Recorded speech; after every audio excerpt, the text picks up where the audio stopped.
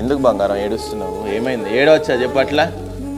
నేను వచ్చినా కదా, నేను ఏం చెప్పినా నీకు? వచ్చినప్పుడు ఏడవకూడదని చెప్పానా?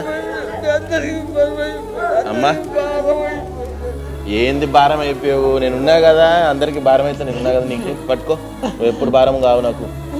కొడుక్కి అమ్మ ఎప్పుడైనా భారం అవుతుందా? ఎప్పుడు మంచిగా నేను నీకోసం చికెన్ కూర తెచ్చినా, నువ్వు ఇట్లా ఏడిస్తే ఎట్లా చెప్పు? అంత కష్టపడి తెచ్చినా నీకోసం దూరం నుంచి. ఏడవచ్చా అట్లా?